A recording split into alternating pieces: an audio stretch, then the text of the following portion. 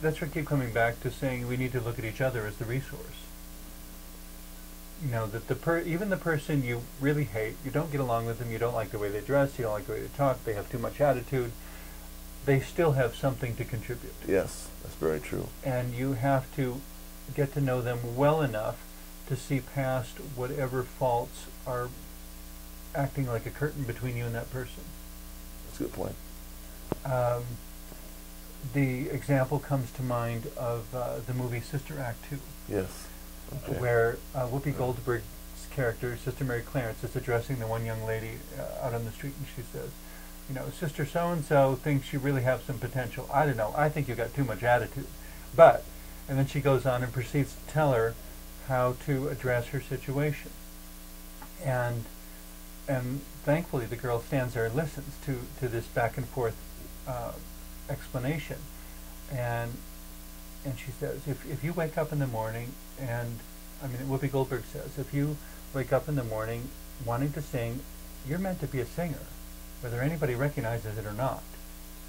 And hands her this book, and says, so what am I supposed to do? Says, read the book. And after she read the book, she showed up in class again. Right. But it was because, in spite of all the skepticism Sister Mary Clarence had about this student, right, on the recommendation of this other nun, she was still willing to put the welcome mat out to say, look, I'm willing to give you a chance, even though I think you have too much attitude. Exactly, exactly. And the young lady was willing to listen and overlooked the fact that she'd just been accused of having too much attitude. Right. And listened to the information that said, I'm giving you a chance. Now it's up to you to demonstrate it. Right, and we need an educational system that is about that. Because right now, as you know, there's a lot of curtains put up between teachers and students and the administration and the community. That's a very good example of the need to kind of tear them apart. And to be willing to have the argument and the unpleasant conversation. It doesn't have to be happy and smiling all the time. It needs to deal with what the heart of the matter is. And in public education, it's about developing a person.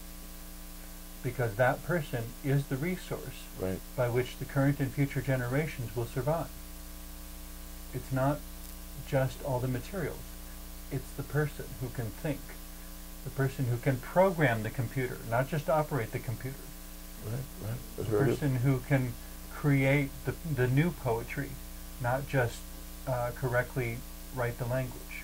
I think the paradigm for resource-based economy would create such a dynamic, and that's what educators like myself are pushing towards. But we've got to be willing to lay down our arms in administration and set aside the agendas and not worry about the profit, and just keep reminding ourselves it's about the people. It's about you and me. It's about us. Right. Exactly.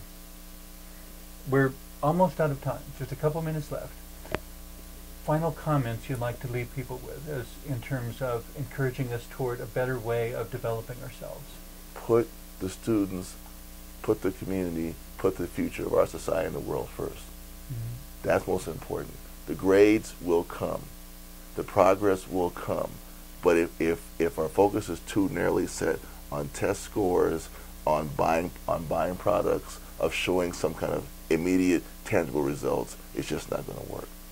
Our future is not based on something that can be determined in 1 or 2 or 3 tests. It takes a generation, it takes years, it takes decades to turn things around.